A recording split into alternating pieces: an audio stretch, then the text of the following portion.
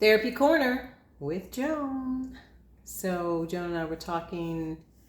I'd made dinner. Joan is so sweet. So I grilled that steak and chicken. And Joan comes up with a banana QT drink. I forgot what they call it, Frizzoni, and some ice cream. It was so great. And so we were just talking. And one of the things we were talking about is just really how God is moving. And I had shared with you that I feel God is calling me into the deep, and it's scriptural. And I mentioned that I am going to, I have reached out to a person that has a daycare center. And maybe the deep is working with children with trauma. Do I want to do that? No. I thought those days of working with children was over, but I really do enjoy internal family systems, the children within us. So I don't know what God is doing, but as I was telling you about that, Joan has so many ideas for children, and I'm just like, I started taking notes, okay? Because I'm like, okay. So tell me about some of the ideas and how you came about learning so much about children and all these ideas to do with them. Well, that was my thought and kind of my dream to work with children with trauma originally. So I got a few kids coming in, but it's so different from doing therapy than just being grandma, and loving on them and everything. So I had to switch gears and think about in therapy terms. And I think just doing simple things with them to get them to understand how to regulate their emotions and teach them about the brain in a fun way with your hands. The upstairs part of your brain is where you are able to think, and the downstairs part is, the alligator reptilian part. I usually get an alligator and go, and say, this is your alligator brain, and you don't want it to just be flying all over the place and grabbing you and going crazy. So, and that's fun. So I kind of teach them that, and of course there's all kinds of little... That's good. I love it. There's all kinds of things, little methods to teach them about all parts of the brain, but it depends on the age, if they're ready to. But I try to keep it simple when they're like 5, 6, 7, even 7-year-olds, to keep it simple so they can get it. And that helps. And, even simple things with balloons, explaining about their emotion and their anger, blowing it up and telling them that this is their, anger. And sometimes if you do not allow it to release it, and using coping skills, and I get the balloon and just kind of let the air just squeak out every time they do a coping skill, and we'll name it, and have the kids, kind of name, what do you think? Go play, stop, talk to mom,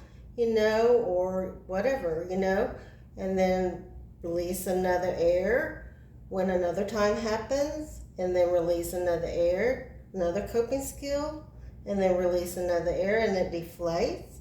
And then I show them a big balloon where it's full of anger, and I stomp on it, and it makes a big noise, and they're like, and it just explains to them that when we keep it all in, we just explode. And that's fun for them to understand in a simple way how to, that they need to understand coping skills and release it. I like that. And because the pieces of the balloon that are left, you can't pick it back up. Whereas if you let it out slowly, you still have the balloon. So you can still have the balloon. That's good. Yeah. Oh, that's really good. Yeah. Yeah. Really so good. you can't make it a balloon anymore. So you ruined something. So that was good. But you said some other things too that I want to talk about. The butterfly hug. So do that. Do the butterfly hug. Well, basically, is one technique is having them to invent their own safe. Well, they don't want to say safe because they never recognize secure. That's kind of, but it depends on the kids. If they understand safe, then go with safe. But okay, you do feel good? Or yeah. But it's having this forest or fairy tale of people that will comfort them, that they feel safe, with, that they can draw and imagine what that would look like for them. And you might have to help them because maybe I've never had it before. Right, or imagine, but through stories, you talk about fairy tales, that's huge, Beauty and the Beast, Cinderella, all those, you can just kind of incorporate it, and just kind of give an example of, just how they feel when they watch that, or but happy. Yeah, but what was the safe person in that? Pull it in because they don't have any language or anything to represent, or heroes.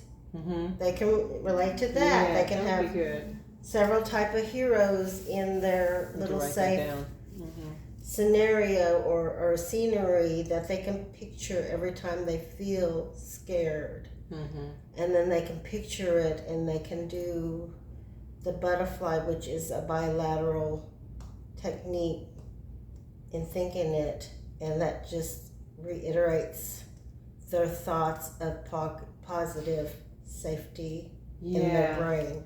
You know what I was just thinking with that, and that's what I love, because God will give me lots of ideas, but we could do the butterfly walk. We could do the butterfly walk. That's good. And then we could draw a butterfly. And then we could even have, like, I don't know, tape some wings on a piece of paper or cardboard, and it's the butterfly walk. It's the butterfly walk. And a lot of times that's a good way for them to escape with something from their thoughts of whatever they're going through.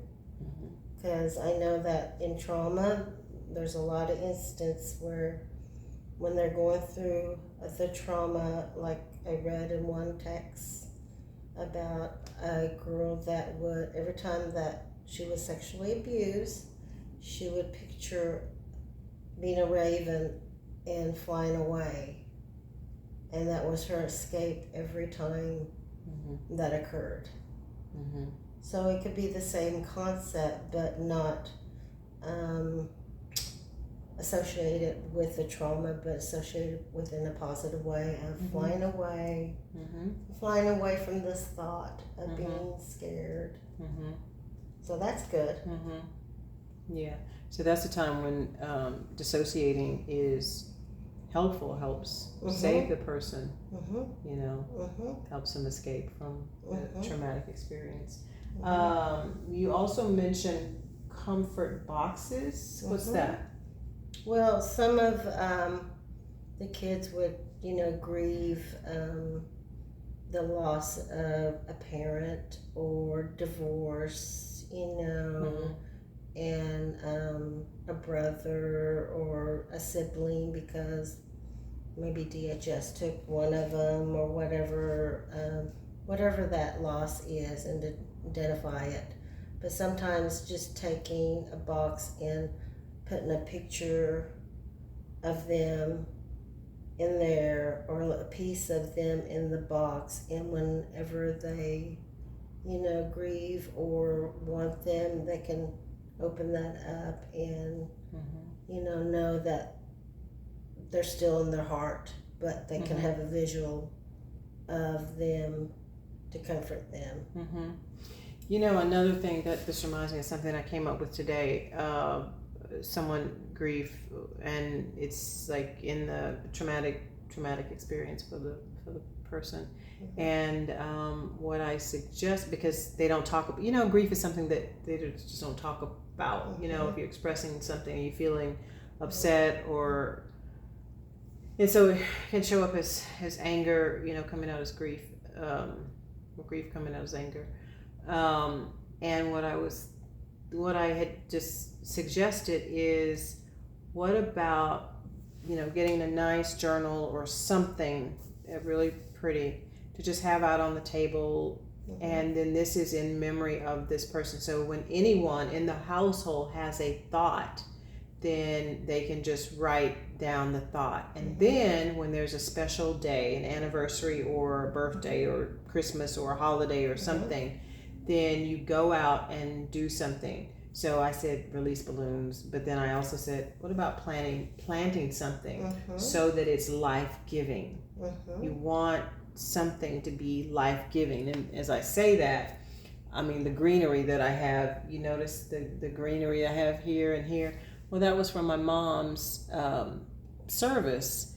And so what I've done, I've divided this up, I divided that up, and then I gave some to a client. So that is, brings me comfort knowing that this is something else that's living on. So so when you talk about the comfort box, there are different ways to express grief and helping people in that process. Right. That's good. You mentioned Play-Doh. Play-Doh's fun. It gives them a way to express, because they don't have the words to go through what they're going through. And I had a client that had difficulty articulating, and most do, because they don't know how to label it or how to express it. So I would get the Play-Doh and have them do every part of each member of their family and him. And he would play out the scenario of what was happening in the past. And it was so enlightening, but it's also having him process it through in his own way. And then I would help him to say, okay, what would you like to do? What was that scenario? What would you like for that to happen? How he's playing it out, like one of the parent went to jail, and he was, I can't remember exactly, he was over there with somewhere else and he felt alone and, all that. So he kind of expressed that. What took a little time to get to the point where he kind of understood, but I said, and he goes, well, I'm okay over here, because he was with a new family and he felt secure doing that, but he needed to process all that, and that was a really good way to have him explain it. And it's almost like, I guess, saying therapy in its own way, but he gets to mold it, and and kind of, they like the sensory of building it and feeling it in their hands. So I think there's many things on Play-Doh. I think I have some Play-Doh in my garage, and because I was thinking, okay, I need to give all this stuff away because I'm not going to work with kids, and now look at God. I'm bringing it back around, so it's like, I guess I'll still be using that with kids. I like what you said about the breathing waves, the painting the emotions. Talk about that. Well, I got this technique, and I've researched all over, so I can't take credit for all of this. It's little by little, in the Play-Doh. And I'm stealing from all of it. And but this was a great way to teach them and to be interactive on breathing, instead of saying, just follow me, breathe and blah blah blah. I usually do the bubbles too. That helps, to breathe out and breathe out and blow out with bubbles. But the wave thing is, if they're artistic and they like doing the painting, but I would have a piece of, the brown paper, butcher paper, and I would get that, doesn't matter what you have, but long enough that they can, do a long practice of it. And I would tell them to close their eyes, and I would have one too, so they don't feel like I'm staring at them. So I would take it and tell them to close their eyes, and then breathe in, and then draw the wave up. Breathe in, and then blow out and draw the waves down, and then breathe in with the waves peaking, and then breathe out with the waves going down. And they love that. And then they open up and see, and I said, okay, you want to try a different color? Let's practice again, So that's a fun way to get them to learn how to breathe and get that in there. Yeah. Well, those are really good ideas. I know that if I get stuck, I know who I'm going to be calling. Yeah, and even when you were talking about the Play-Doh, I was thinking with brain spotting, because you can do brain spotting with children. And I gotta find them in my garage, but I have these things that I put on the pointer, little puppets. And so what I've done in the past when I work with kids, I would let them choose what they would like to work with. And so I put it on the pointer, and then I would just look for the eye blinks or some sort of body movement, and would stop there and just keep going, because they really, But then there's another book that I have, and I can't remember the name of it, but it is so good, because I'm definitely going to do that with them, because you jump up and down really fast, and then I think it's like touch your heart, and do you feel your heart beating? And then I don't know, do some jumping jacks or something. You rub your palms together. You feel it? Is it hot? And the thing about working with children, you have to be so animated. So you have to come with your A+ game. It takes a lot of energy. And it was just like, I don't know if I have that much energy, but you know what? For the summer, this is what I'm thinking, that I will work with kids, because they really need help. They really need help. Parents are distracted often, and kids are just left with technology, so they need human contact and touch. And so, and sometimes you could, if you can get them to practice it with their parents, and then you get the double the impact, because if they're reiterating it at home, then you have so that might be an idea for a family night to do. That would be good. Family nights at Joan's house. She really likes kids. She has grandkids.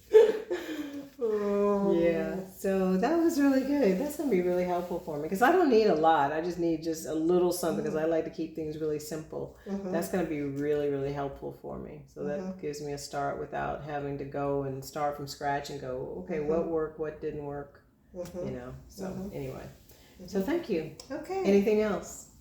I think that was enough for Let's see how long oh, that's good. We're still on 20 minutes. Yay! All right. How was the steak? Do you like it? Am I a good cook? Yeah. Oh, it was awesome. Yeah. Good. All right.